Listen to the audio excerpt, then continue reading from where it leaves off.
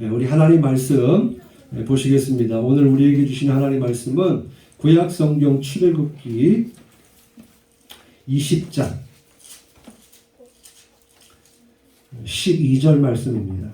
제가 가지고 있는 성경은 112면에 있고요. 앞에 화면에도 나옵니다. 출애굽기 20장 12절 말씀.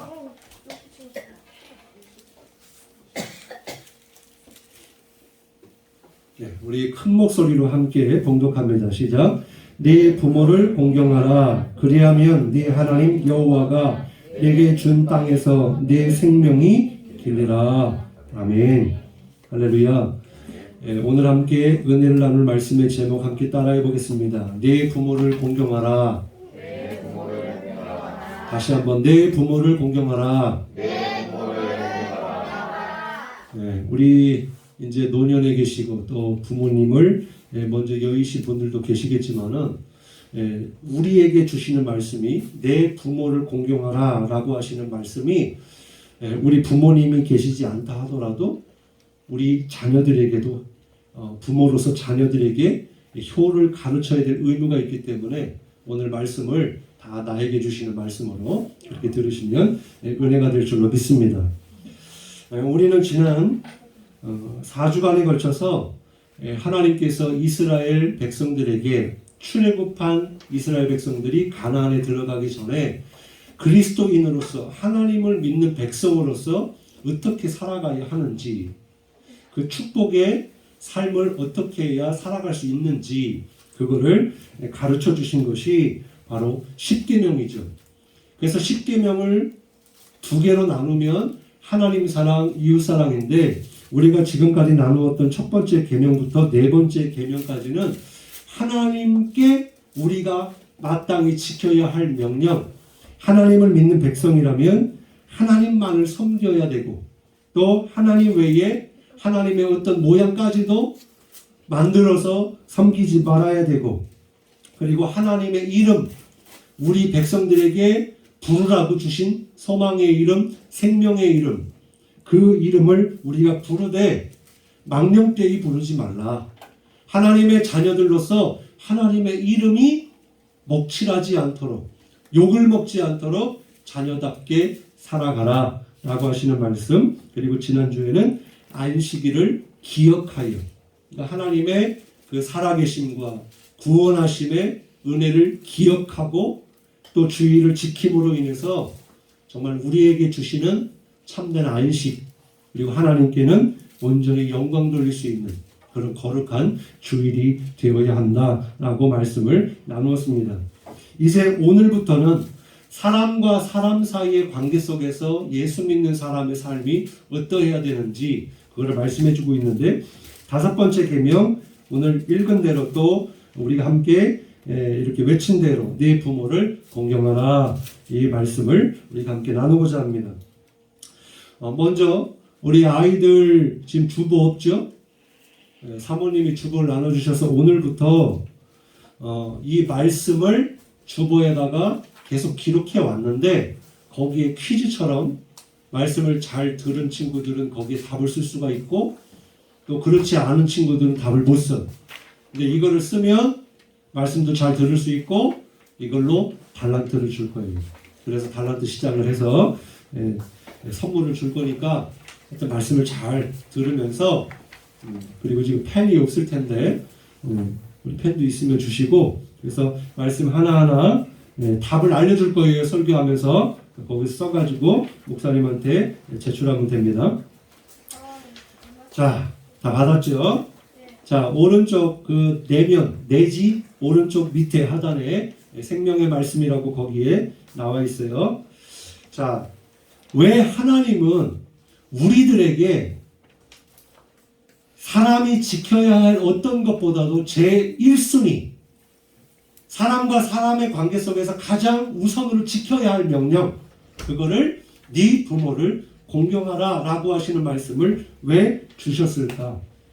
이것은 우리가 이 땅에 살아가면서 지켜야 할 도덕과 윤리 이전에 먼저 하나님의 명령이라는 사실을 깨닫기를 바랍니다. 신명기 5장 16절에 보면은 똑같이 또 십계명이 나오는데 너는 내 하나님 여호와께서 명령한 대로 네 부모를 공경하라. 그리하면 네 하나님 여호와가 내게 준 땅에서 내 생명이 길고 복을 누리리라. 이렇게 말씀해 주셨어요. 종교개혁자 마틴 루터는요, 부모를 왜 공경해야 될까라고 하는 거에서 이런 대답을 했습니다. 부모는 하나님의 대리자이다. 지금 답이 나갔어요. 네. 하나님께서 우리에게 부모를 허락하신 이유, 그것은 하나님을 대신하여 작은 창조자로 여러분을 낳으라고 부모를 허락해 주신 거예요. 그래서 우리는 부모님을 통해서 부모를 효도함으로 하나님을 공경하게 하신 거예요. 그래서 부모를 공경하지 않는 것은 곧 하나님을 경외하지 않는 것이다. 그래서 부모를 공경하지 않는 사람 치고 예수님 잘 믿는 사람 한 사람도 없다. 이게 굉장한 진리고요. 정말 예수님을 진짜로 믿는다면 그 가족은 화목할 것이고 정말 부모님을 기쁘시게 하는 효자, 효녀가 될 것입니다. 1년에 한 번씩 연회를 합니다. 연회. 그 연회 때 성도들을 포상을 해요.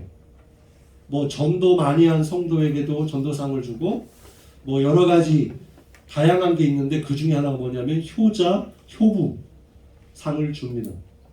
그래서 저는 우리 성도들을 이렇게 추천할 수 있을 만한 그런 자녀들이 되기를 바라요. 네. 그래서 정말 하나님께서 우리들에게 맡겨주신 부모, 허락하신 부모, 우리는 부모가 없이는 이 땅에 날 수 없는 존재인데 바로 부모는 하나님의 대리자로서 우리에게 생명을 주셨다라고 하는 사실을 기억하시기를 바랍니다. 그러면 여러분의 생명이 얼마나 귀하다는 거예요. 하나님이 부모를 통해서 여러분을 나게 하신 거예요. 그래서 여러분의 생명은 귀한 존재예요. 지금 자꾸 뉴스에서 자꾸 좋지 못한 그런 이야기들이 나오면서 돈이 많든 또 학업이 또 뭐 사회에서 소위 높은 직위를 가지고 있든 또 사람들로 하여금 인기를 많이 받은 연예인이라 할지라도 스스로 자기의 목숨을 끊어버리는 그런 안타까운 기사가 얼마나 많은지 몰라요. 여러분, 우리의 생명 귀하게 여기시길 바랍니다. 바로 하나님이 우리에게 허락하신 생명이에요. 그런데 여러분, 우리가 부모를 공경할 때 하나님처럼 공경하라 라고 하시는 말씀인데 이 효라고 하는 걸 한자로 하면 어떻게 될까요?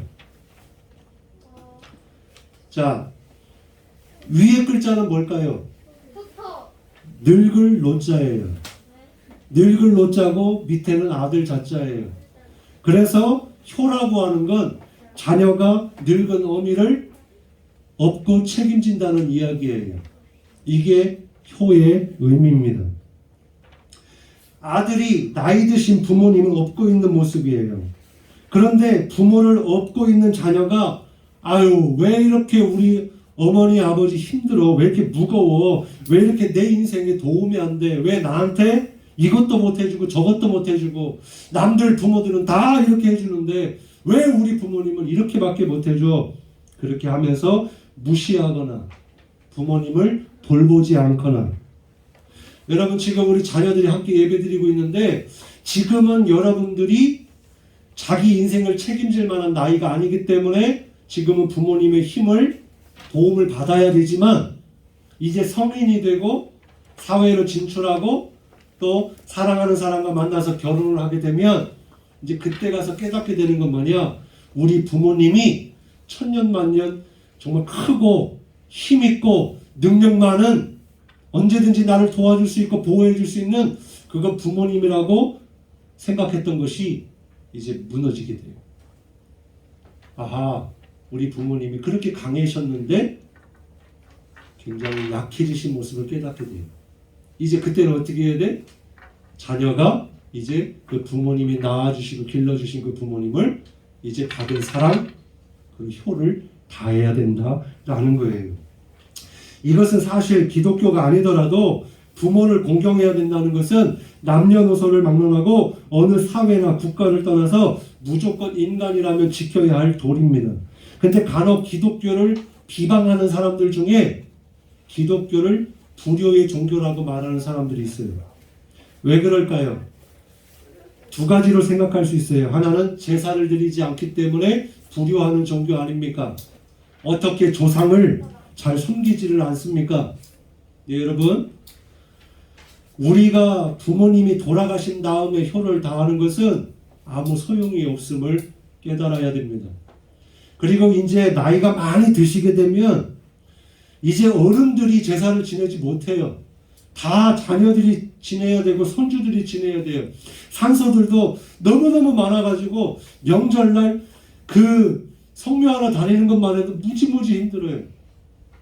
그래서 요즘에는 다 간소화되고 제사 음식도 이렇게 사가지고 하고 생략하고 그게 다 무거운 짐을 다 자녀들에게 후손들에게 주는 거예요. 진짜 효는 살아계실 때 잘하는 것이 효입니다.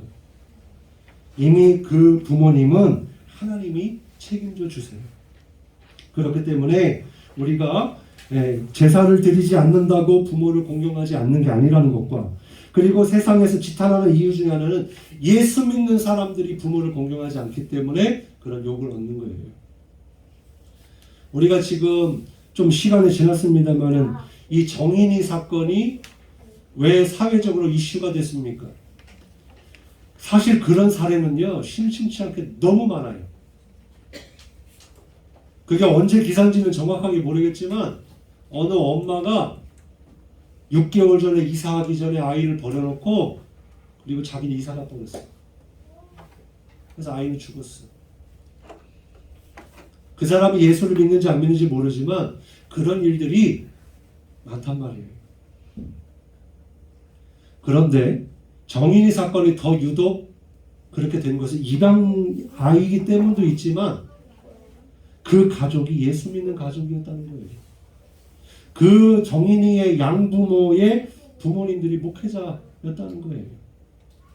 어떻게 일반 사람도 그럴 수가 없는데 어떻게 목회자 가정의 목회자 자녀가 어떻게 그럴 수가 있을까?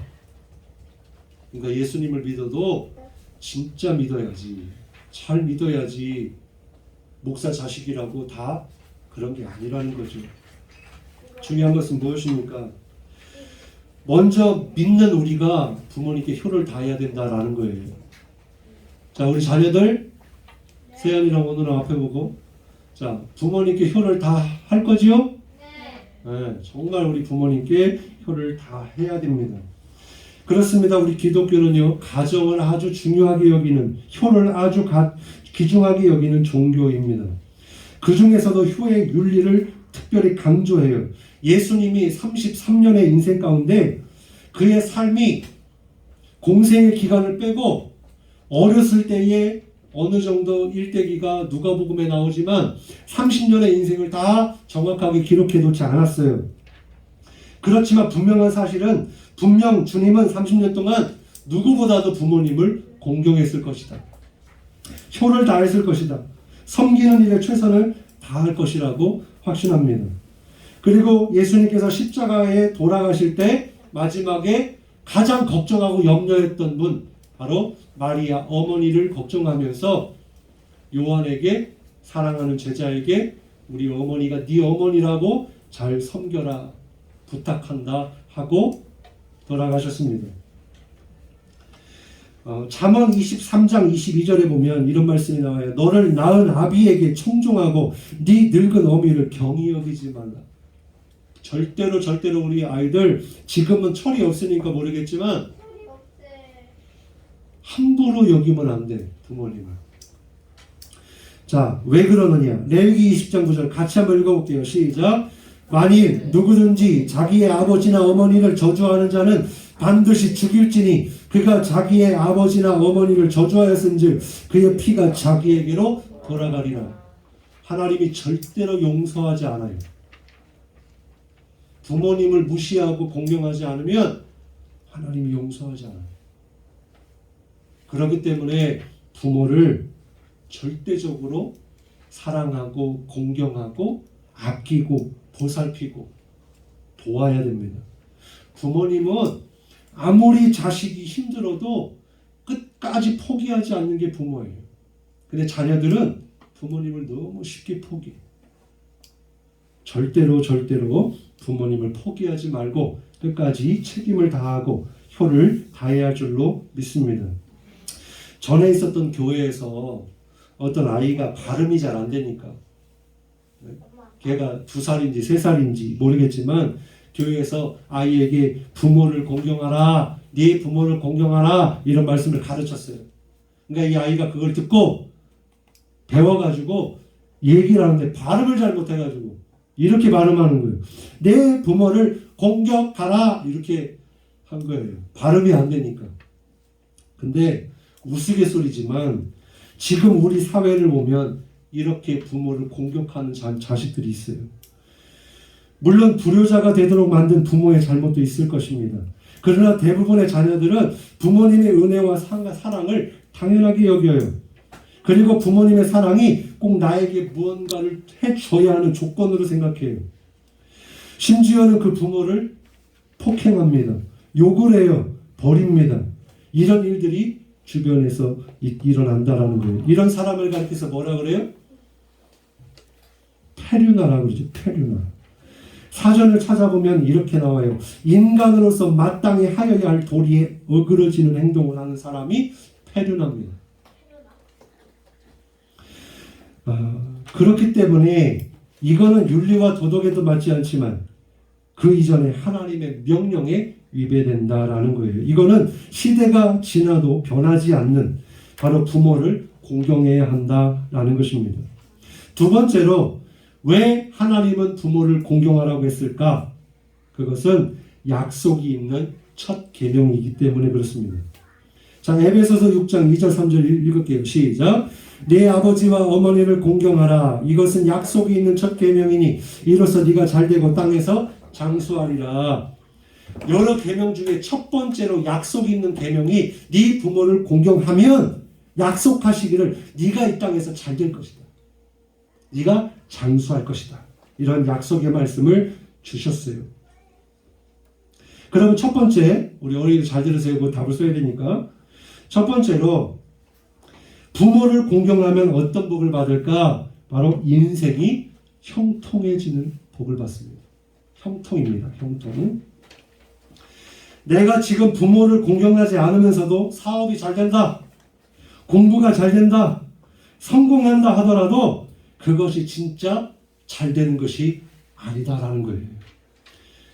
여러분 지금 이제 가보세요. 시대가 흐를수록 우리의 신상에 대한 정보가 다 유출돼요. 다 알게 돼요. 연예인들이 옛날 초등학교, 중학교, 고등학교 때 학교 폭력 하나만 연루가 돼도 그 공인의 자리에서 내려와야 돼요. 지금 이 배구 선수들 이슈가 돼서 알죠? 여러분 지금 학교 다닐 때 철이 없을 때라도 여러분이 잘못하잖아? 그럼 나중에까지도 꼬리표가 붙어요. 잘해야 돼. 그런데 부모님을 공경하지 않는다. 그것은 곧 잘된다 하더라도 부모님의 말씀을 따르지 않기 때문에 잘못 행할 가능성이 많죠. 그래서 부모를 공경해야 된다는 거예요. 옛날에 어느 시골 농부가 아주 뼈 빠지게 고생하면서 두 아들을 서울로 대학을 보냈습니다. 두 아들은 졸업 후에 취직하여 대학 나온 여성과 결혼을 했어요. 이 시골의 이 부모님은요, 전 재산을 다 팔아가지고 두 아들에게 나누어 주면서 집을 장만하도록 하게 했습니다. 이제 부모가 나이가 들어서 더 이상 일을 할 수가 없는, 이제 재산도 다 나눠주고 건강도 좋지 못한 그런 상태에 있을 때에 아들을 찾아서 서울로 갔습니다마는 두 아들 모두가 반가워하지 않았다라는 거예요. 게다가 며느리들은 한술 더 떠서 왜 귀찮게 여기까지 올라왔느냐고 잔소리하고 구박까지 하더라는 거예요. 그러니까 도무지 집에 있을 수가 없었던 거죠.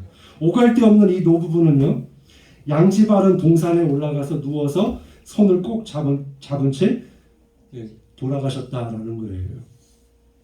이 사실이요, 나중에 신문에 대문짝만하게 이렇게 기재가 됐습니다. 그러면서 사람들이 그걸 보면서 두 아들이 다닌 대학은 큰 대자가 아니고 거기다가 점을 하나 찍어서 개견자라고 써가지고 불렀다라는 거예요. 아무리 공부를 잘하고 박사가 되고 돈이 많다 하더라도 그게 무슨 소용이 있냐라는 거예요. 아무리 세상에서 성공했다 하더라도 부모에게 잘못하면 그건 실패자라, 인생을 잘못 사람이다 라는 거예요. 자, 그럼 두 번째 복은 어떤 복일까? 이 땅에서 장수한다 라고 말씀해주고 있어요. 어떤 분들은 아이고 뭘 그렇게 오래 살아요, 빨리 가야지. 근데 실제로 마음은 그렇지 않아요. 실제로 만약에 이제 시한부 인생이 되면 마음이 달라져요. 그리고 사랑하는 사람들과 헤어진 그것을 어떻게 감당할 수 있겠어요? 근데 여기서 말하는 장수는 그냥 오래 사는 게 아니에요. 잘 되고 형통하고 하나님의 은혜 가운데 오래 산다라는 거예요. 이보다 더 수준 많은 약속이 있을까요? 만약 의심하지 않고 이 말씀을 믿는다면 아마 자녀들은 너나 할 것 없이 내가 먼저 우리 부모님을 공경할 거예요. 이게 진짜라고 믿어진다면. 그런데 현실은 어때요? 그렇지 못해요. 그리고 이유를 달아요. 내가 생활이 어렵기 때문에 부모를 공경하지 못하는데 생활이 좋아지면 그때 부모님께 효를 다할게요. 근데 여러분, 역사 속에서 가장 효가 많았던 그 시대는 가장 어려웠던 시대라는 것을 깨달아야 됩니다. 요즘에는 돈이 많아지고 풍요로워지니까 돈으로 돕는다고 생각할지 모르지만 그러나 그것은 온전한 효도가 될 수가 없어요. 그래서 우리가 부모를 공경한다는 거 너무나 당연한 일이지만 쉽지 않기 때문에 하나님이 그걸 당연하게 생각하지 않는 사람들 때문에 명령하시면서까지 약속까지 하면서까지 내 부모를 공경하라 라고 하신 거예요. 그러면 이제 간단하게 어떻게 하는 것이 부모를 공경하는 것일까?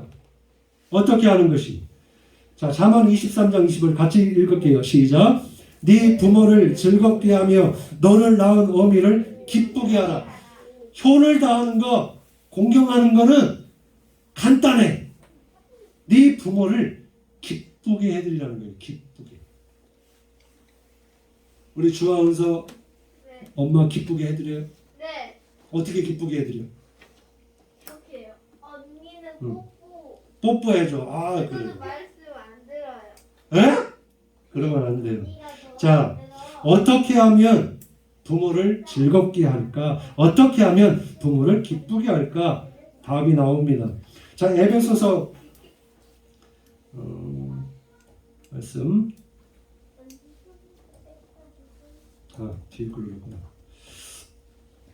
자, 우리 골로새서 3장 20절 같이 읽어볼게요. 시작. 자녀들아, 모든 일에 부모에게 순종하라. 이는 주 안에서 기쁘게 하는 것이니라. 어떻게 하는 게? 순종하는 게. 엄마 아빠 말 잘 듣는 게 첫 번째로 부모님을 기쁘시게 하는 것이다. 우리가 생각할 때 부모님이 너무 잔소리하는 것 같아.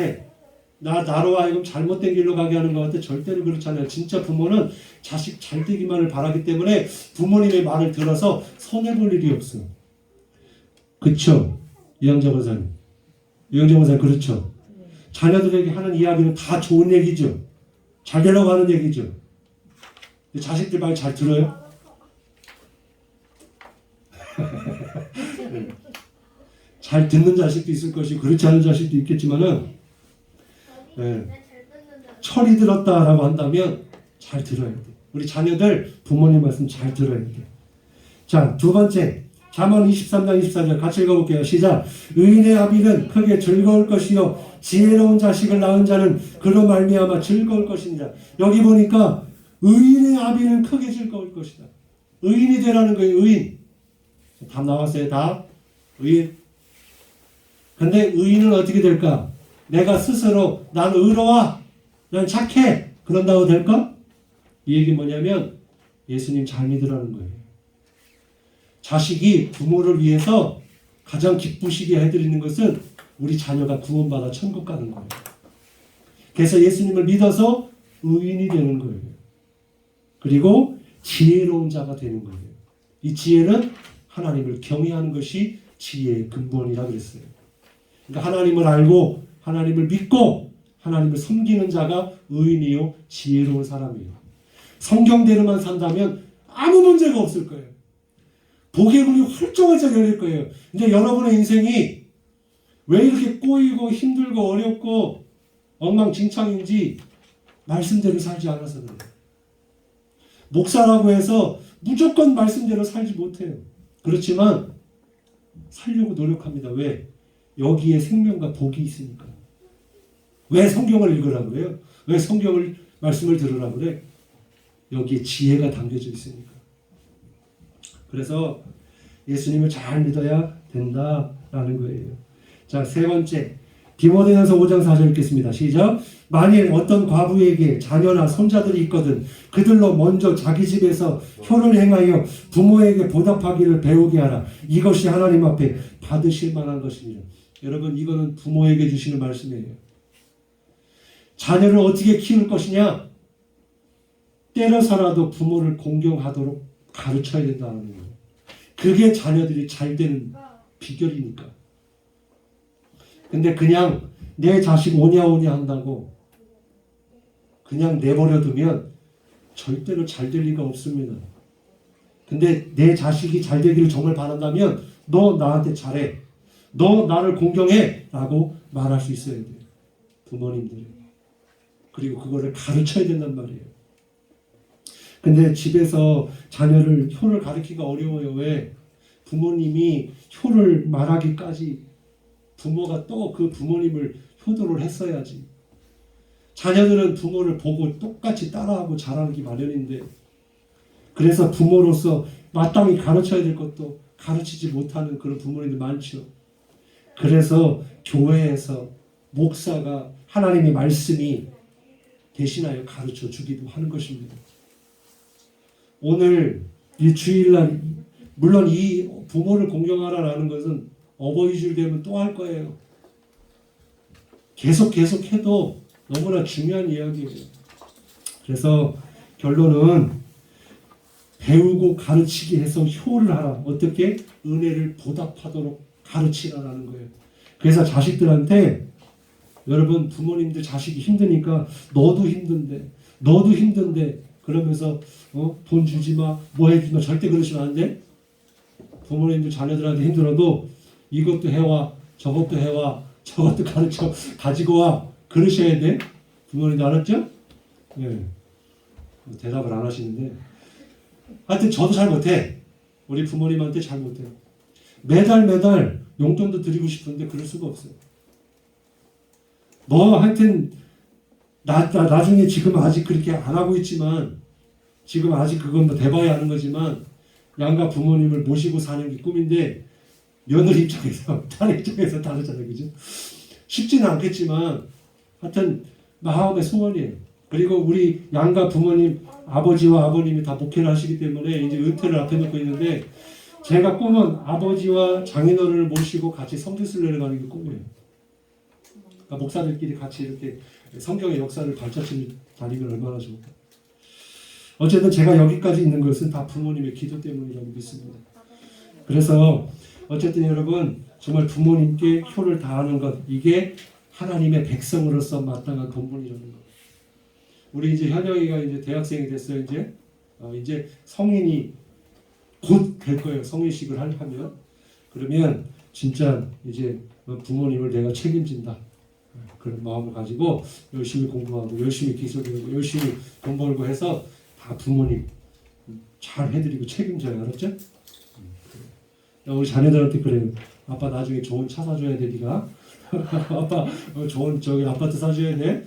제가 주원이 예원이 그렇게 축복 많이 하는데 자녀들이 잘 되면 그게 부모님의 복이죠. 그래서 정말 내 부모를 공경하라 이 말씀대로 하나님의 은혜와 복이 자녀들과 가정 가운데 함께 하시기를 주님의 이름으로 축복합니다. 기도하겠습니다.